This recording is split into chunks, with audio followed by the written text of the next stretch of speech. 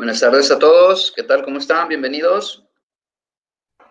Buenas tardes. Buenas tardes. Buenas tardes. ¿Qué tal de vacaciones? ¿Todo bien? Todo bien, gracias a Dios, ingeniero. Bueno, me alegra mucho que todos estén bien. De regreso ya a empezar a terminar este ciclo, pues, primero Dios. Ok. Don Jefferson, buenas. Mariel Consuelo, buenas tardes. Buenas tardes, ingeniero. Bueno, en honor al tiempo, estamos a las 5:20. Vamos a dar inicio a la tercera clase de programación orientada a objetos. Tengan muy buenas tardes. Les saluda Raúl Castillo, Universidad Dr. Andrés Bello. Vamos a iniciar esta clase de programación orientada a objetos, no sin antes pues agradecer su puntualidad y la asistencia pues que tienen a la misma. Es para mí un placer ser su servidor en esta asignatura. Ya tuvimos las primeras dos clases en las cuales pues tuvimos una cierta introducción a la asignatura, la bienvenida, y pues por ahí creo que se nos han incorporado 2 o 3 estudiantes más, pues si ya están por acá, pues bienvenidos. Vamos a hacer un poquito de retroalimentación en relación a la parte que nos corresponde como asignatura.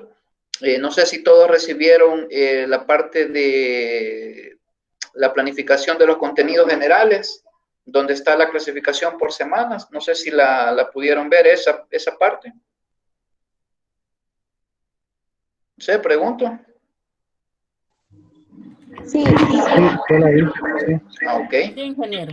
Entonces, voy a tratar de que lo veamos la calendarización para que no tengamos dudas, y si hay alguna duda, pues primero Dios la aclaramos nosotros acá.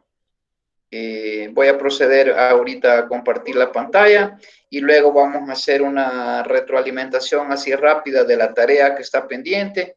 En el foro también, no sé si han tenido alguna dificultad para comunicarse. O si han tenido alguna dificultad en relación a la tarea. Si la han tenido, pues ya vamos a abrir el espacio para que podamos poder ir dándole soluciones. Vamos a presentar mi pantalla en este momento para que podamos aclarar cualquier duda que tengamos en relación. Ok. Esta es la parte del calendario que yo les compartí. Esto es en relación a las asignaturas que yo imparto. Lógicamente, estas semanas van de lunes a viernes. Si ustedes llevan clase el día sábado o domingo, pues esa no les aplica, ¿verdad? Porque esta es según la programación que yo imparto de lunes a viernes. Esta fue la primera semana que recibimos clases del 27 al 31 de julio. Y ahora que estamos pues en la semana 2, que tiene que ver con del 10 de agosto al 14 de agosto. Ahora estamos 10, la siguiente clase pues estaría el 12 de agosto. Eso sí, las semanas que están programadas según el calendario académico, pues sí tienen relación con estos que están aquí en colores. Es decir, que nosotros el primer laboratorio lo estamos haciendo dentro de 2 semanas aproximadamente. Tenemos el 24 de agosto, más o menos, y este 24 es lunes, el 25 o 26 puede ser, 24 o 26 podría estar el primer laboratorio. Eso por eso está programado acá. Y los parciales, si no tienen prórroga o no tienen extensiones, ya que esos normalmente pues es una programación que da la coordinación académica. Entonces, en esas fechas del 14 al 18. Es decir, que nosotros podría ser el lunes 14 o podría ser el miércoles 16 de septiembre. Asimismo, están las programaciones para la parte del segundo laboratorio, segundos parciales, la misma dinámica.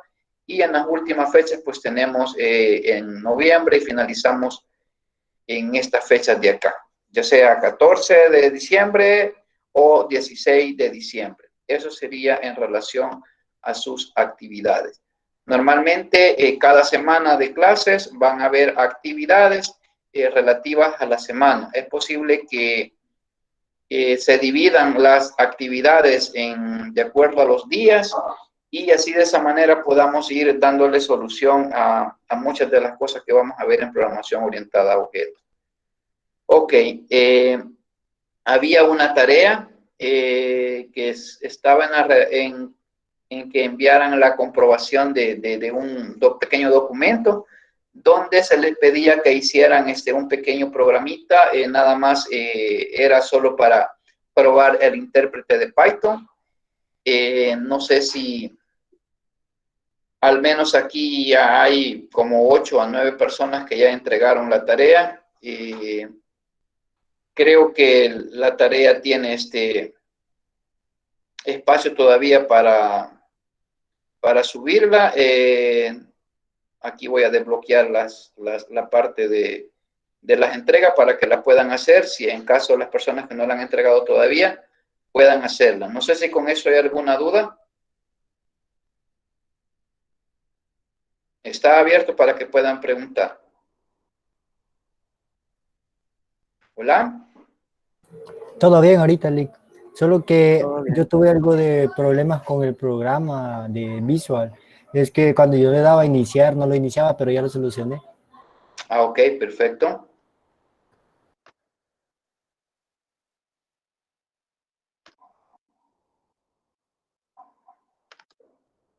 Ok, ¿alguien más?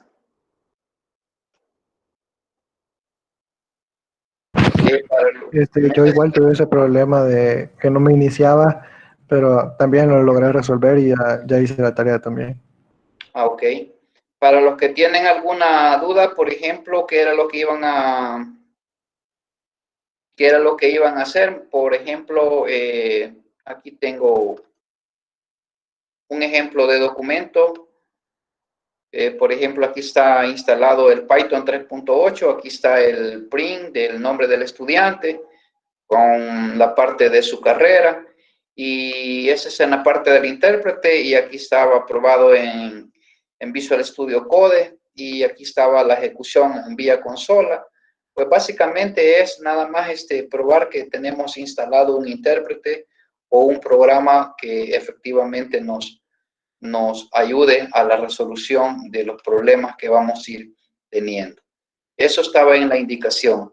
Los que todavía no han presentado la tarea, es muy importante que la realicen, ya que la dinámica, cada tarea que sea publicada tiene cierta ponderación. Yo en la planificación mensual, del ciclo, que es esta, todavía me faltan unos aspectos ahí relativos a las evaluaciones, pero esto es compartido con ustedes en el aula, dentro de lo que es el aula virtual. En ese sentido, acá se plantean todos los aspectos que se van a trabajar con los días y las semanas correspondientes. Aquí están la calendarización por semanas y también van a estar todo lo respectivo a sus evaluaciones. Normalmente, todas las semanas existen ciertas actividades que van ponderadas y que son acumulativas, ya sea para sus laboratorios o para sus parciales. Al final, cuando llegamos a la fecha del laboratorio o del parcial, pues básicamente esos exámenes que hacemos tienen una ponderación, digamos, de un 40, un 50 o de un 60% final, ya que completamos el 100% con todas las actividades. Es decir, por ejemplo, esta tarea que han hecho a lo mejor tenga un 10% acumulativo para su laboratorio 1. Lo que veamos ahora va a tener otro 10% para su laboratorio 1. Y al final nosotros vamos a tener ahí solo en actividades al menos un 40% ya avanzado de nuestro laboratorio. Y así sucesivamente lo del parcial. Así que por lo tanto no dejen que se acumule el trabajo. Creo que han habido bastante tiempo para hacerlo. Ya lo dejamos desde, si no recuerdo, el 29 de julio. Entonces tuvimos un buen espacio para poder hacerlo. Si ustedes permiten que se les vaya acumulando el trabajo, pues esa parte al final pues nos pasa factura, porque ya no nos ajusta el tiempo. Mayormente si llevamos 5 asignaturas y en todas nos dejan ciertas actividades, entonces lo que va a suceder es que si no ponemos en práctica uno de los principios relativos a la puntualidad, a la responsabilidad, pues al final se nos va a acumular ese trabajo y por ende vamos a sentir que la carga es bastante pesada. Pero si nosotros logramos convertir esos espacios de tiempo y dedicarle por lo menos 1 hora a cada asignatura, por así decirlo, aunque debe de ser más, porque ustedes saben lo que cuesta muchas veces estar haciendo las cosas. Entonces, básicamente es de ponerle mucha atención a eso. Ya tenemos por acá 16. Ok. En la clase anterior, creo que el aula virtual había cambiado un poco. No sé, los que han estado entrando al aula, pues vieron ahí algunos cambios y ya no está, digamos, voy a subir yo los materiales porque anteriormente estaban ahí ciertos materiales ya colocados en el aula. Ahora los vamos a ir subiendo por semana. En este espacio de ahora, pues va a estar los materiales que veamos este día y así sucesivamente. Eso es la clase que estamos viendo ahora. Aquí estaba el enlace también de la clase. Y otro dato importante es lo siguiente. Voy a repetirlo.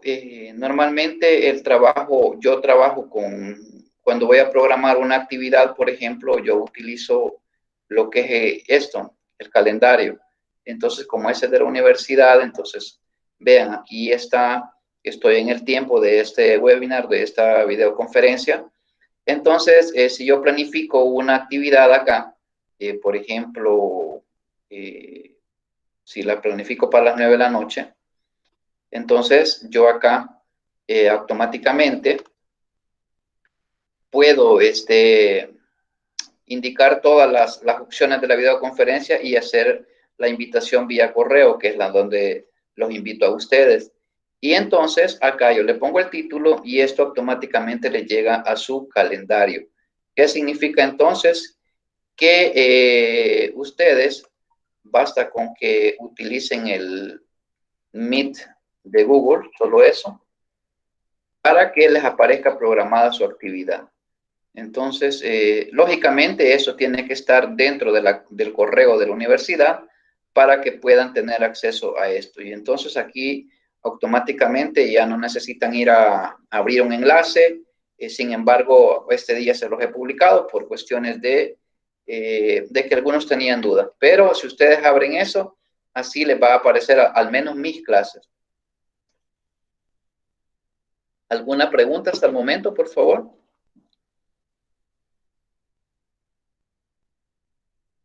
Pueden escribir en el chat por lo que quieran. No, todo claro, Luis. Perfecto. Todo bien hasta el momento. Ok. Perfecto. Ahora bien, esto vamos a ver ahora. ¿Por qué lo vamos a estudiar? Lo vamos a estudiar porque necesitamos que nos quede bien claro los conceptos de programación orientada a objetos. No podemos nosotros ir a programar, no podemos nosotros ir a digitar código, a hablar de clases, a hablar de objetos, a hablar de instancias y otras cosas sin antes pasar por la parte que tiene que ver con los conceptos, con la conceptualización, que es bastante importante en lo que es la parte de los lenguajes de programación. Digo conceptualización no porque en eso se base, sino que acordémonos que manejar un lenguaje de programación, pues básicamente significa en usarlo para programar. Pero si a mí me hablan de funciones, si a mí me hablan de métodos, si me hablan de eventos, si me hablan de clases, si me hablan de objetos, y yo no sé los conceptos, Entonces, básicamente, como que no mucho, pues. Entonces, todos esos aspectos, pues, tienen que subsanarse o, por así decirlo, estudiarse para que de esa manera podamos solventar cierta situación. Ahora bien, había cierto material en el aula que hablaba de la programación orientada a objetos. ¿Alguien que quiera recordarse qué estudió? Aquí lo vamos a ver también, pero ¿qué es lo que estudiamos en esa presentación de la programación orientada a objetos? ¿Qué fue exactamente lo que pudimos entender de la programación orientada a objetos? ¿Algún voluntario? Puede escribirlo acá en el chat si gusta, o abre su micrófono y lo puede decir. No hay ningún problema.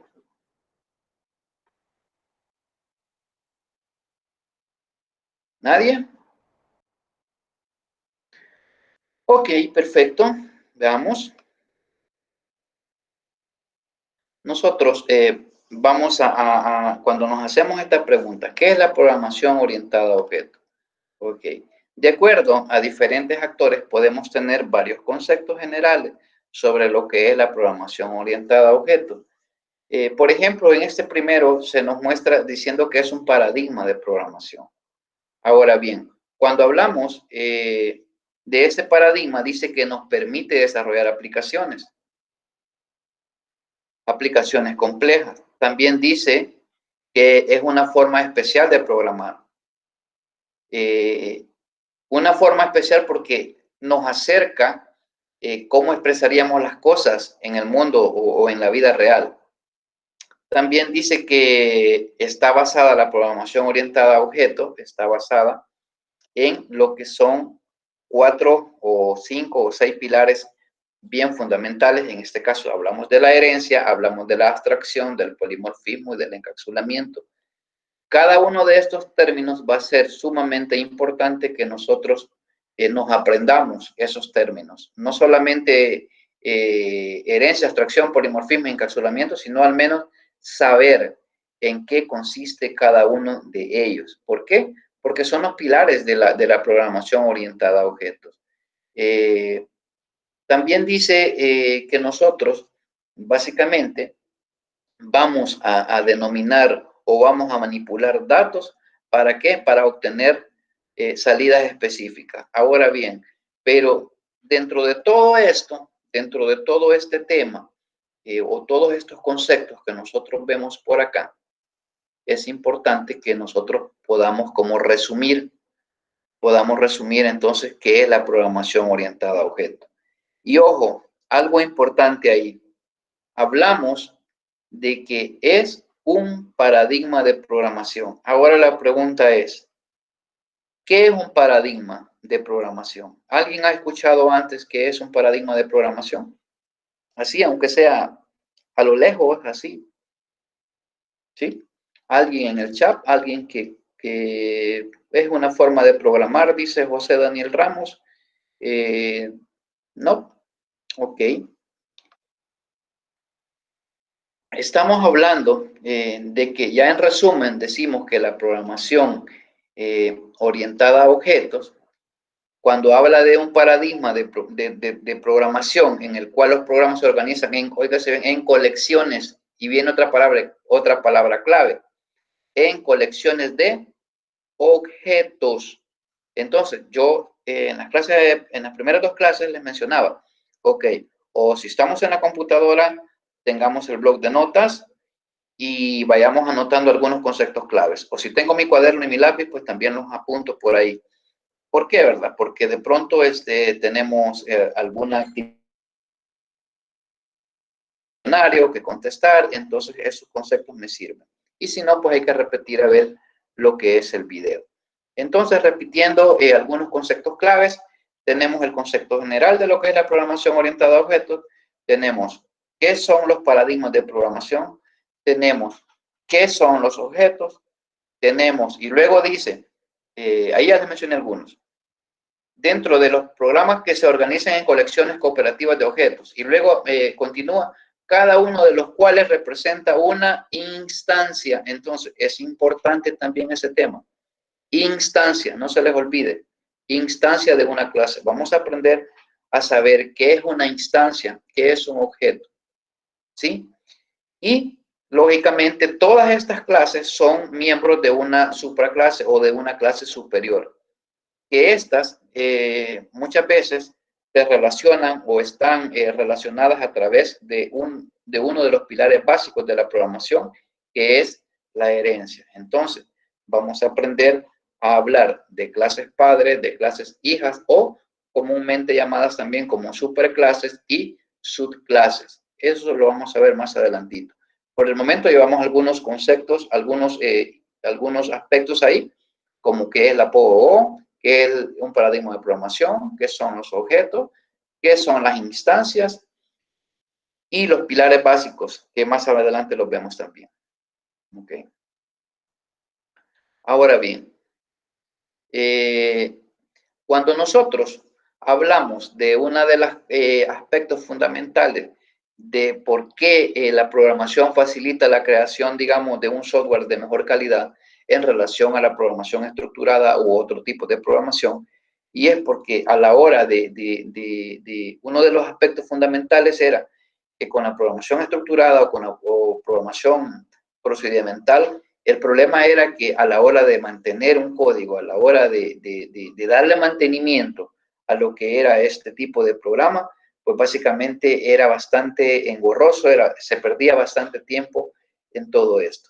Entonces, con la programación orientada a objetos, nosotros obtenemos que es más fácil tener una mantención del código, es más fácil la reutilización del software. ¿Por qué es importante la reutilización? Porque a través de sus componentes básicos, como son las herencias, como es el polimorfismo, nosotros podemos hacer una reutilización de nuestro código y de esa manera acelerar, por así decirlo, el crecimiento o el desarrollo de nuestras aplicaciones. Estas son algunas características de la programación. Ojo, dije algunas porque son mucho más. Yo aquí he mencionado 3. Ahora, otro concepto que deben de anotar por ahí tiene que ver con las características, digamos, más fundamentales. La mantención, la extensión, la reutilización de código, entre otras. Pero estas son como las más importantes. Ok. Ahora bien, acá viene ya una definición de lo que es un paradigma de programación. Un paradigma de programación, digamos que es como una forma, como alguien lo mencionaba acá en el chat, alguien decía por acá, es una forma de programar. Ok, nosotros por acá, cuando tenemos la programación, un paradigma de programación, estamos hablando de que es una manera de programar, así como el otro tipo de programación basada en componentes o basada en procedimientos, era un paradigma, era una forma de programar. Entonces también la programación orientada a objetos es una propuesta que adopta ciertas personas o ciertos programadores y desarrolladores. Es decir, que no es que la programación orientada a objetos sea única y que única y exclusivamente se programa de esa manera. No, todavía hasta la fecha se sigue programando de diferentes formas. La programación orientada a objetos es solo una forma de programar, pero que ha tomado un auge después de unos años hacia acá. La programación orientada a objetos no es un término nuevo. La programación orientada a objetos tiene ya más de 30, imaginémonos, quiero ver, 80, 30, 40 años de la programación orientada a objetos. Pero conforme ha ido evolucionando, muchos lenguajes de programación han ido adoptando esta técnica o este paradigma y toma un auge aún después cuando se ponen de moda o se ponen en uso muchos de los frameworks para el desarrollo de aplicaciones. Entonces, muchos de estos frameworks utilizan un lenguaje de programación orientado a objetos. PHP, por ejemplo, lo hace con la versión del PHP a partir de la versión 5 en adelante. Entonces ya traía opciones para poder hacer una programación orientada a objetos. Ahora bien, existen lenguajes de programación, como en el caso de Java, que son completamente orientados a objetos, como C, y por supuesto, el lenguaje de programación Python, que también es un lenguaje de programación orientada a objetos. Entonces, cuando nos pregunten qué es un paradigma de programación, pues sí, es una forma de programar, es una adopción que toman ciertos programadores y desarrolladores de tal manera que eso les ayuda a crear software de mejor calidad. Entonces, esto es un paradigma de programación. Ahora bien, la metodología. ¿En qué se basa la metodología de la programación orientada a objetos? Por ejemplo, ¿qué es lo que se modela? Cuando se habla acá de esta parte, de que la metodología está basado en modelar entidades, nosotros cuando decimos modelar, otro término importante que no deben de olvidar es el modelamiento de datos o qué es modelar en programación orientada a objetos. Ok, decimos que el modelamiento está basado en el problema que nosotros tenemos o se nos plantea para poder darle una solución. Y cuando hablamos de entidades, pues básicamente estas entidades están en función a la parte tangible, es decir, a la solución que nosotros podemos ir representando a través de objetos o a través de ciertos aspectos, la resolución del problema. Esta básicamente se comprende cuando nosotros estamos haciendo ya algunos ejemplos de programación. Ok. Ahora bien, por acá vienen estos aspectos sumamente importantes. ¿Por qué es importante estos aspectos? Son importantes porque ya se los resumí anteriormente. Clases, objetos, instancias. Ahora los vamos a ver en conceptos generales. Me detengo acá un momento y si tienen alguna duda, por favor, me la escriben o me la hacen saber a través del micrófono. ¿Estamos bien hasta el momento? Sí, estamos bien. Ok. Gracias. Ahora bien, nosotros acá tenemos los conceptos fundamentales que sustentan lo que es la programación orientada a objetos. En primer lugar, tenemos lo que es una clase. ¿Ok? Ahora, imaginémonos una clase. En términos generales, vamos a definir una clase como, no como una matriz, sino como un modelo, como un molde, por así decirlo. Y este molde o este diseño es creado por el usuario. Y posee, fíjense bien, posee estos dos aspectos bien fundamentales, los que son los atributos y los métodos. Ahora bien, existe otra parte por acá. Una clase estará compuesta por 3 elementos.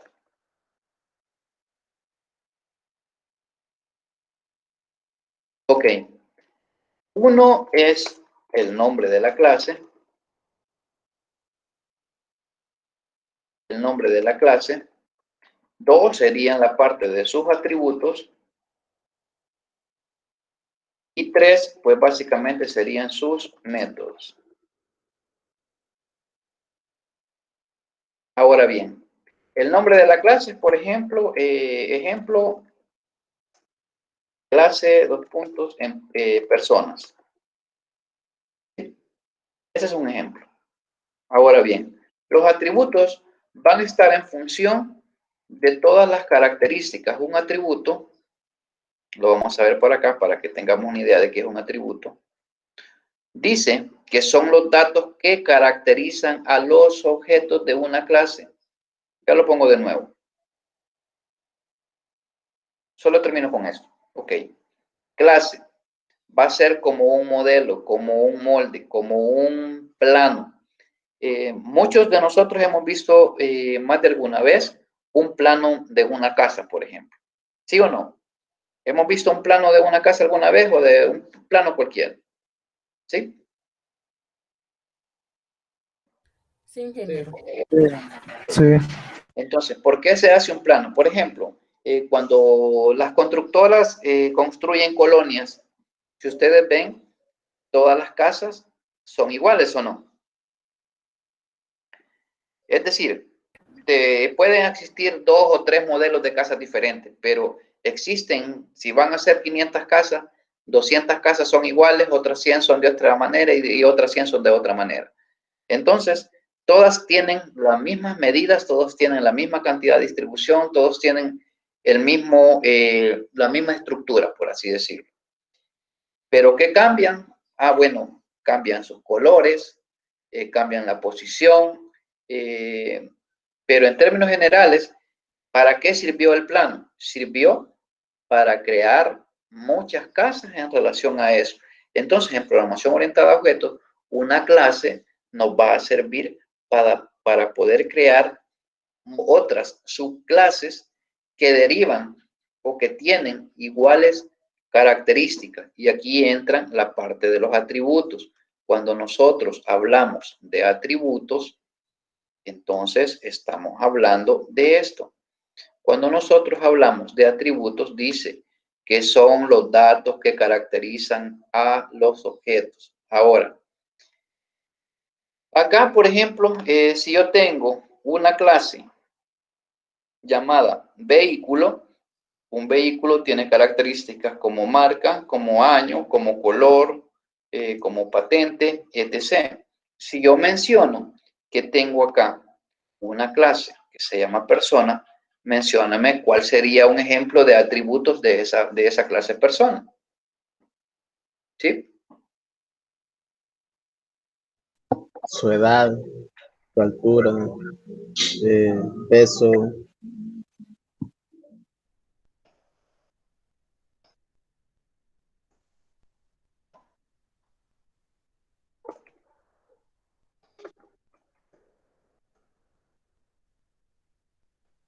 Ok. Entonces tenemos todos esos aspectos. Gracias ahí por la intervención. Entonces los atributos se refieren a las características. Cuando hablamos de atributos estamos hablando de características. Y entonces una característica de la clase persona podría ser entonces edad, altura, peso, nombre, apellido, etcétera, etcétera. Ahora bien, regresemos acá a la presentación. Esto, ¿nos queda claro la parte de lo que son los atributos? sí. Sí, Ok. sí, Dice, objeto, al momento de crear un objeto se produce la instanciación. Ahora bien, ¿por qué empieza así? Un objeto dice que es una instancia de una clase específica. Para entenderlo bien, vamos a comprender a qué se refiere con instancia o cuándo es que se crea un objeto para que lo podamos entender. Vamos a ver el concepto de instancia. Imaginémonos acá. Esta es la clase persona, ¿sí? La clase persona tiene atributos como el siguiente.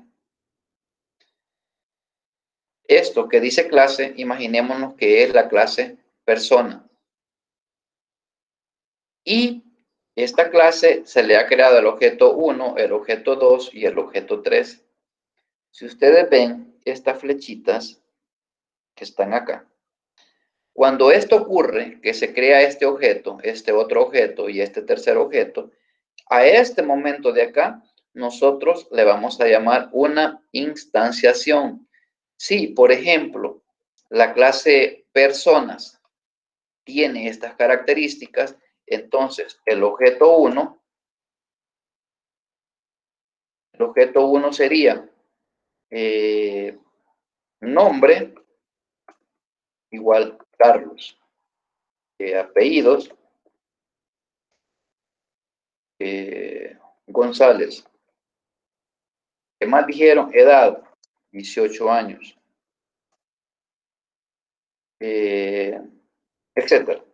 Ahora bien, aquí se creó el primer objeto. A esta de la clase se creó un objeto. A esa creación de ese objeto se le conoce como instancia, cuando ya tenemos una desagregación, por así decirlo, de la clase principal. Ahora bien, el objeto 2, ¿qué sería? Dentro del objeto 2,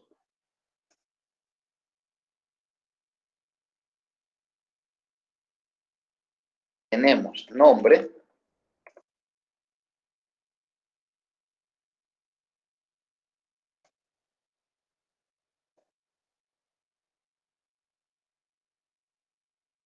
edad. Ok, ese es el objeto 2. Entonces, y así sucesivamente, ¿cuántos objetos podemos crear? Hasta el infinito, ¿verdad? Entonces, esa es una forma. Entonces, estos objetos automáticamente heredaron, se hizo una herencia de la clase padre, que en este caso es la clase personas. Entonces, de esa manera es que nosotros vamos, estos conceptos lógicamente les van a llegar en el material más especificado, ya un poco más extensos para que podamos darle la lectura específica.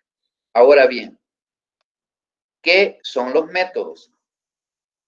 Los métodos, aquí recordemos, una clase estará compuesta por 3 elementos: el nombre, los atributos y sus métodos. Entonces, ¿qué es un método? Dice que son métodos, va a ser igual a las acciones que pueden realizar, digamos así, los objetos. Ahora, acá me pone un ejemplo. La clase de vehículos puede incluir los métodos encender, acelerar, virar, frenar.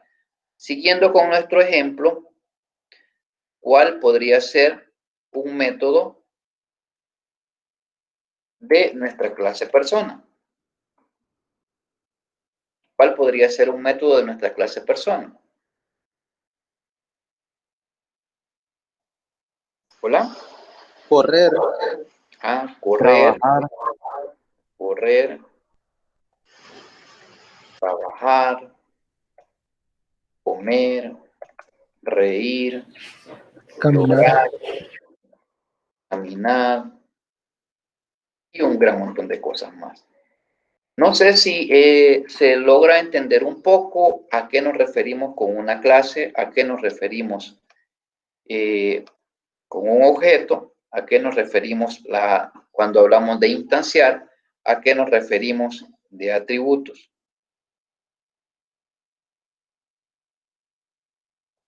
Ok. Para entenderlo mejor, así en términos muy, pero muy generales. Esto de acá representa una clase. Acá, vamos a ver. Acá solamente hemos trabajado con el nombre, nada más para representarlo, con el nombre y con los atributos. Tenemos la clase persona y están los atributos que ustedes me han dicho. ¿Ok? Esta parte tiene que ver con atributos generales. Cuando nosotros, acá, vean, acá hemos creado un objeto o una subclase, le vamos a llamar acá una subclase de esta clase padre, utilizando la parte de la herencia. Más adelante vamos a ver que en el diagrama de clases esto no se representa de esa manera, pero acá solo nos está indicando que cuando nosotros utilizamos la herencia, por ejemplo, creamos una subclase que se llama maestro, creamos otra subclase que se llama alumno. ¿Qué otra subclase podríamos crear? Pregunto.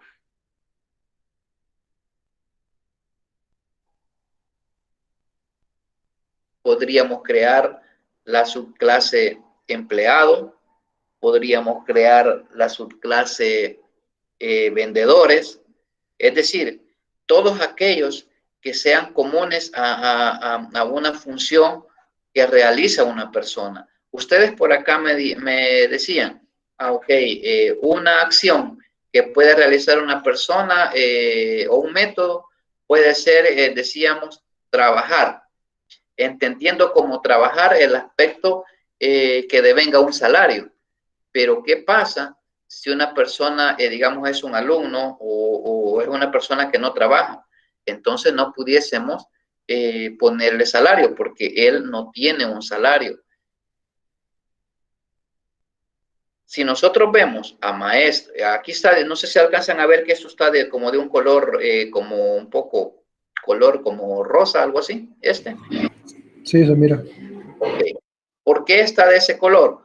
Porque si ustedes ven, estos, cuando nosotros ya estamos programando, esta parte de acá ya no se vuelve a repetir. Ya no necesitamos decirle que un maestro tiene nombre, que tiene edad, que tiene género y que tiene interés, al igual que el estudiante.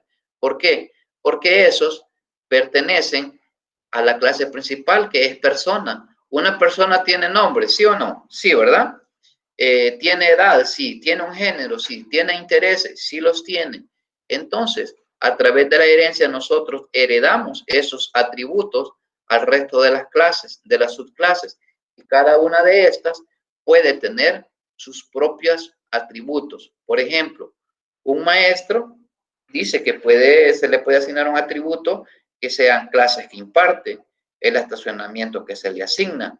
A un estudiante, por ejemplo, se le asigna un atributo que tiene que ver con las clases que va a tomar, al grupo que pertenece, etcétera, etcétera. Entonces, a eso se refiere la parte de la clase persona. Ahora bien, representando lo que veíamos ahí en el blog de notas, nosotros tenemos, por ejemplo, la clase maestro. Y ahí me ponen la edad, el género, los intereses. Ahora, también se le ha agregado ahí los otros dos atributos que tienen que ver con las clases y el estacionamiento. Y esta parte, cuando nosotros decimos, ok, maestro 1, aquí tiene el nombre, la edad, el género, los intereses, y vean, maestro 2, esta parte, cuando nosotros ya estamos obteniendo esto, a esto es que nosotros le llamamos una instancia. Estamos instanciando una clase y estamos creando objetos. Entonces, lógicamente, esto tiene una representación a través de la programación. Y de esa manera, por ejemplo, en este momento, si nosotros buscamos, por ejemplo, ejemplo de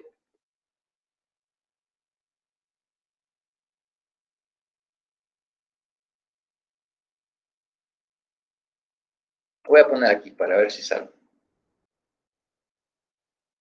Ok, entonces, si nosotros vemos acá, por acá lo voy a poner. Ups.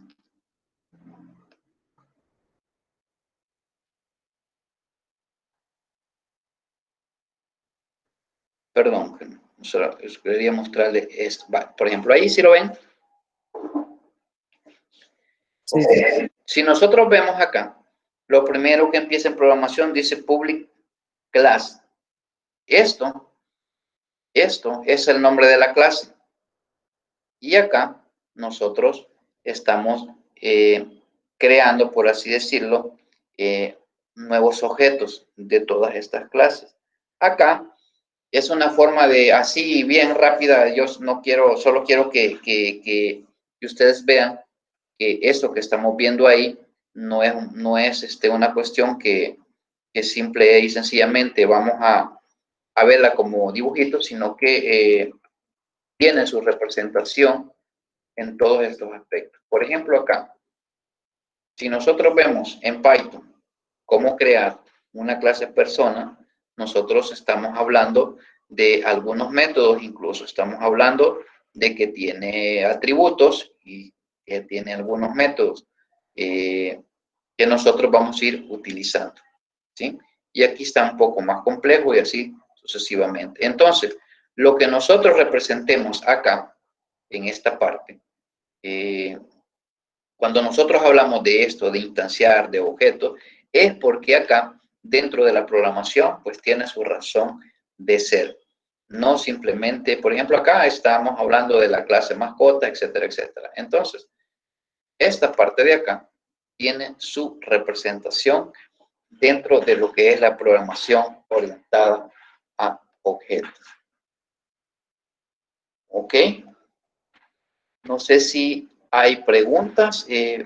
Como les digo, esto es una parte que sí necesitaba yo, o se necesita, por así decirlo, que quede bien claro los conceptos de la PO. Básicamente, estos términos no debemos de confundirlos. Estos de acá son sumamente importantes que nosotros los conozcamos. ¿Sí? ¿Por qué? Porque más adelante, cuando veamos la parte de la programación, pues básicamente vamos a ¿cómo a decirles? A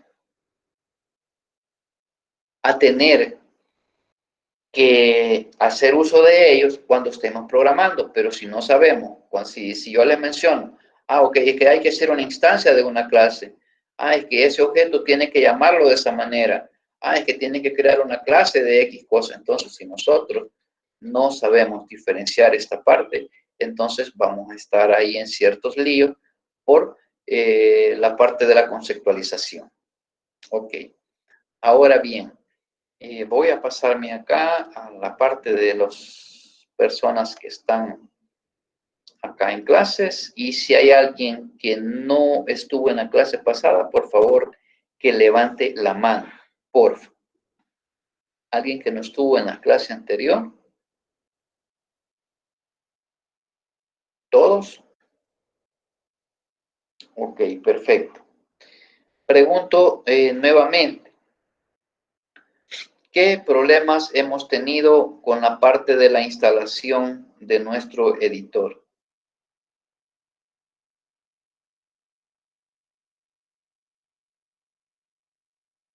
Este dijimos que iba a ser nuestro editor.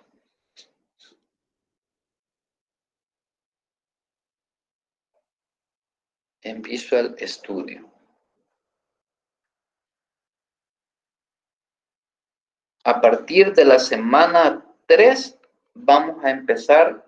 Esta semana todavía vemos los aspectos fundamentales de los 4 pilares que tienen que ver con un poco de teoría.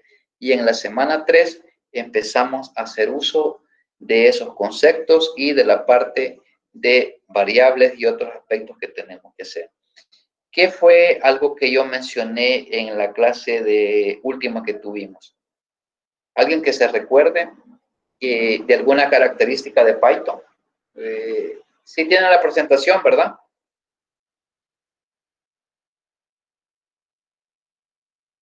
Pregunto. Un aspecto que mencionaba era que tuviéramos cuidado cuando hacemos separaciones al principio, como tabulaciones. Ok. Por ejemplo, decíamos esto, ¿verdad?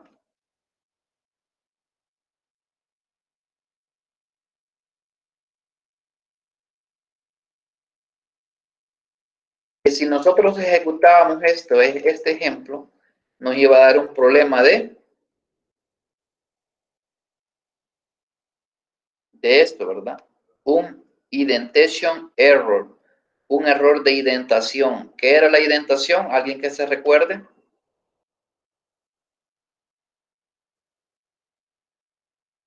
La indentación, recordémonos, si yo paso esto hacia acá y le doy enter, vea dónde lo pone Python. Del if, donde empieza la i, 1, 2, 3, las 4.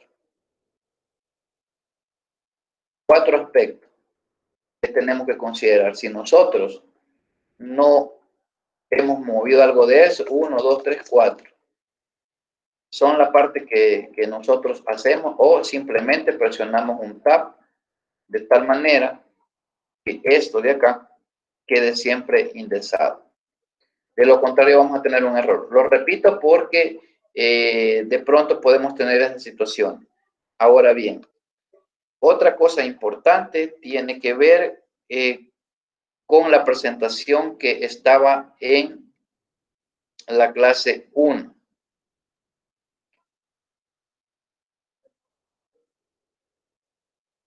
Vamos a ver. Perdón, ese material lo descargaron. Pregunto.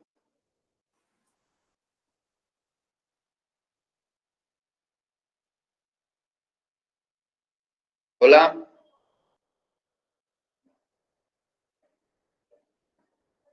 Sí, ingeniero. Había una presentación donde estaban la introducción a Python, algunos tipos de datos y todo eso. ¿Sí lo descargaron? Sí,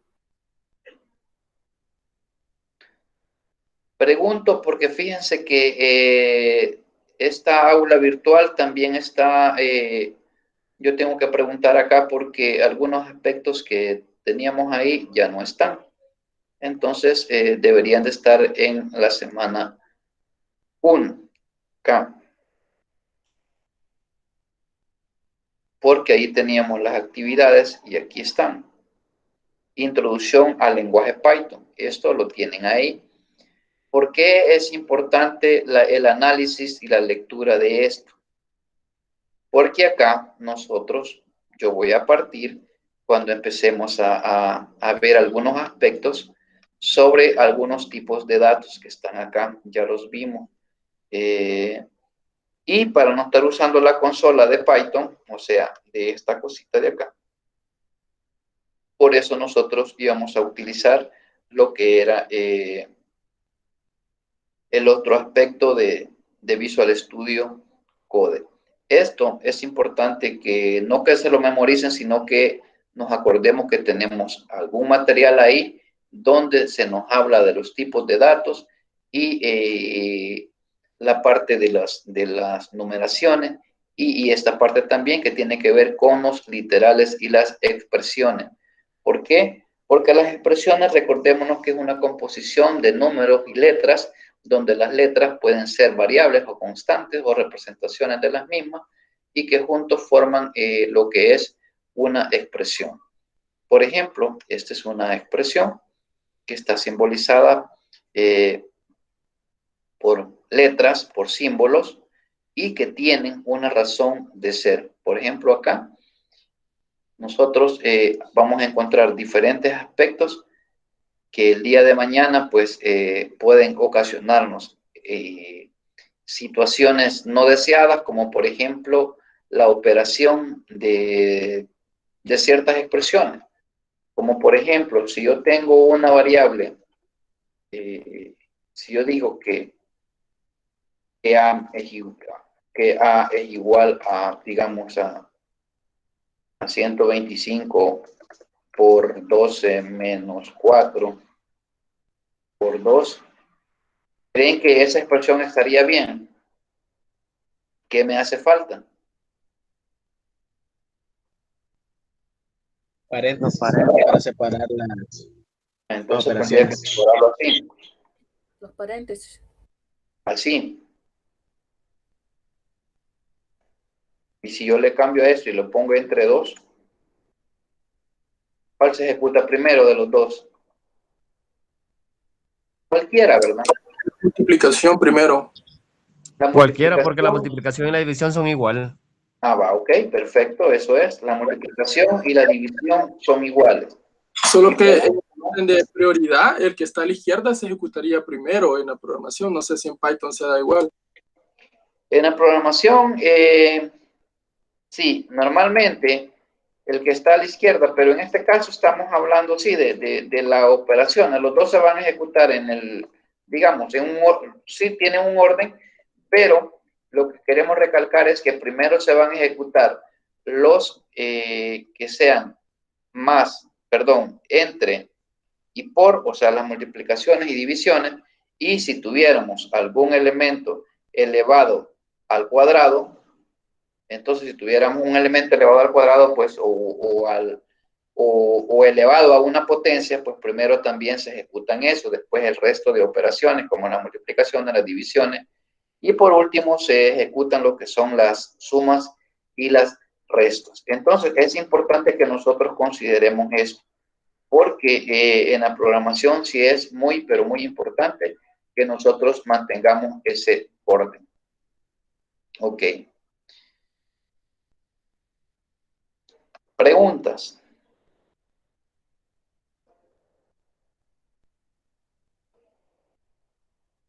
La tarea, por favor, voy a editar la expansión de la entrega de tareas para poder, para que todos la puedan entregar.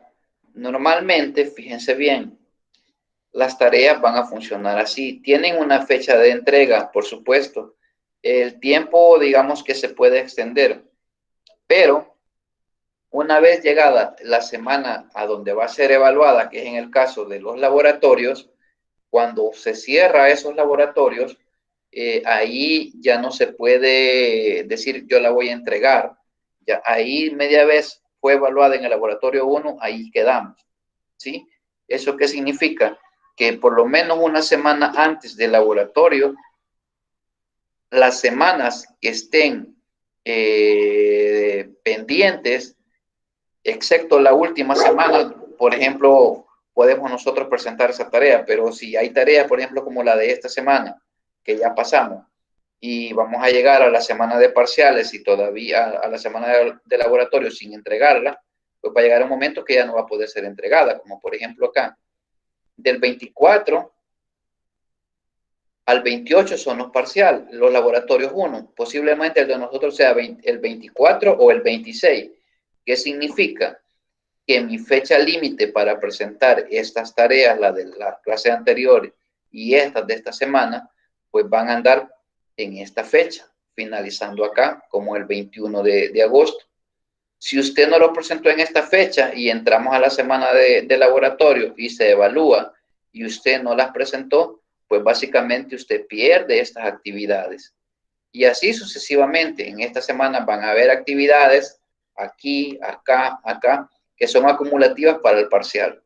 Una vez nosotros llegamos a esta semana y usted no presentó estas tareas, que son evaluadas acá porque tienen ponderación, básicamente usted pierde estos puntos de estas actividades. No sé si hay alguna duda con eso. Pregunto. No, no hay duda. Todo bien. Ok. Otra cosa importante. No sé si alguno de ustedes tiene problemas con el entorno, con el entorno que vamos a utilizar para programar. No sé si tienen problemas que no tenga un equipo o que me diga, mire, yo no tengo computadora, yo solo tengo, yo me conecto a la clase porque tengo celular. Porque todos tenemos limitaciones, pero yo necesito de alguna manera saberlo, porque tenemos que buscar una alternativa para que pueda realizar sus prácticas. Si ustedes tienen algún problema de eso, me escribe vía correo, no en comentario de clase, sino que en correo, y me dice, mire, yo tengo un problema, yo no tengo equipo, a mí cualquier situación que crea que usted le pueda afectar en el transcurso de esta asignatura, para poder buscarle una solución al respecto y ver cómo nosotros podemos salir adelante con todo esto. ¿Estamos de acuerdo? Sí, de acuerdo. De acuerdo, Ok. ingeniero. Perfecto. De esta actividad que vamos a realizar esta semana, no tiene que ver con programación. Es nada más algún cuestionario corto sobre los conceptos principales. Van a estar publicados en su aula virtual, normalmente el día jueves. La clase del miércoles, ahí la finalizamos la semana y ahí va a estar el cuestionario y las actividades que vamos a hacer en esta semana. Yo el material va a estar más tardecito junto con lo que explicamos en la clase acá. Y pues si no hay mayores dudas, pues nos estaríamos viendo el próximo miércoles. No sé si estamos bien en la hora de las 5:20 o lo dejamos a las 5 en punto.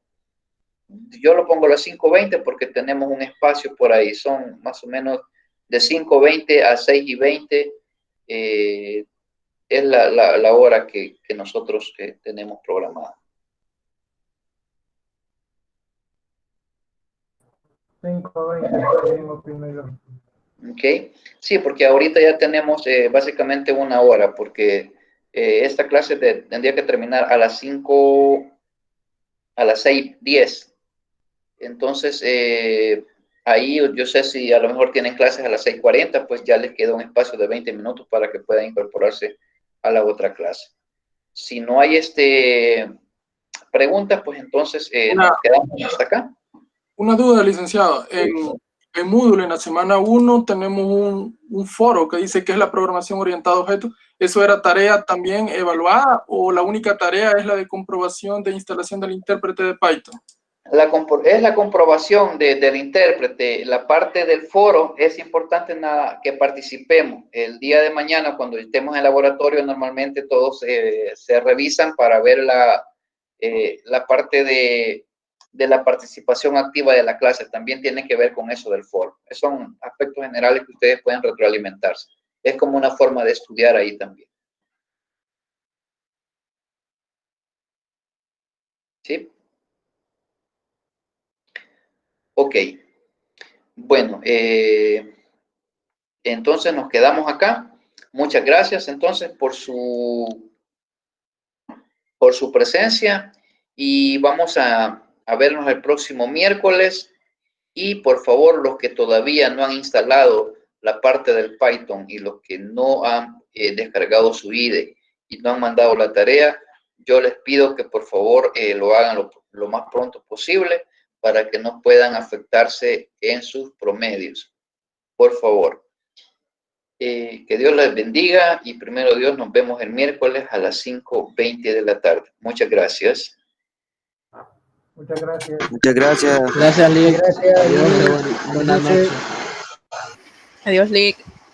Adiós.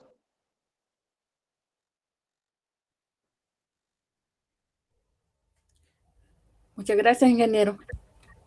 Gracias a usted. Cuídense.